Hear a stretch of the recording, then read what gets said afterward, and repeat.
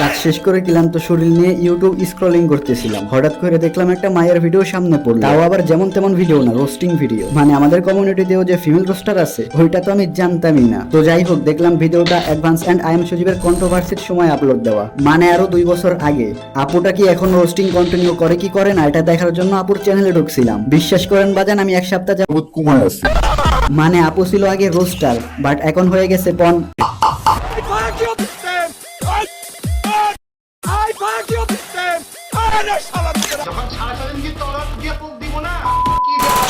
WhatsApp লোকজন দিছি সাপন, যারা কিনা প্রতিদিন ভিডিও ঠিকই দেখো বাট লাইক কমেন্ট করো না, তাগর কিন্তু ছোট হয়ে যাইবো। ডোন্ট সিরিয়াস বাজান, জাস্ট ফর ফান। যাই হোক, ফান না হয় পরেও করা যাইবো, আগে একটু তেল মরিচের মশলা মাখায় লই। মানে জাস্ট একটাবারে চিন্তা করেন, একটা মানুষের রুচি ঠিক কতটা খারাপ হইলে ইউটিউবের মতো পাবলিক প্ল্যাটফর্মে এইসব আপলোড করে। বিশ্বাস করেন বাজান, এই রোস্টার আপুরে যদি আমি আমার সামনে পাইতাম, এটার উপর লাত্তি দিয়া যৌবনের বাত্তি নিভাই দিতাম। মানে এমনি এখন রোস্টার করে কেউ দাম দেয় না, তার ভিতর যদি রোস্টিং এর নাম কইরা এইসব করে তাইলে তো রোস্টার গোপ্র থেকে পাবলিকের বিশ্বাস এমনিই উঠে যাইব। যদিও এখন বেশিরভাগ মানুষই মনে করে যে রোস্টিং মানে অশ্লীলতা, আর মানুষের মনে এইসব চিন্তা ভাবনা আসারই কথা, কারণ কিছু রোস্টারদের থাম্বনেল দেখলে ভিডিওতে ক্লিক করারই সাহস পাওয়া যায় না।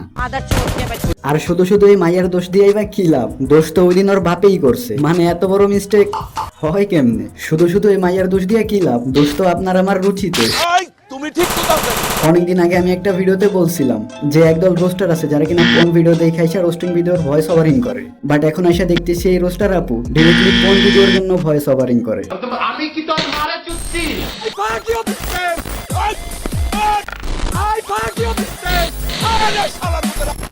তো বাজান, এই রোস্টার আপুর নিয়ে কথা বলতে গেলে গালি দিতে হবে প্রত্যেকটা লাইনের শুরুতে। হুদাই নিজের মুখ নষ্ট করে লাভ নাই। বাট আমি আপনাদের কাছে জাস্ট একটাই রিকোয়েস্ট করে যাই, অনলাইন সোশ্যাল মিডিয়ায় যেখানে অশ্লীলতা পাইবেন মিসাইলের গতিতে রিপোর্ট মারবেন।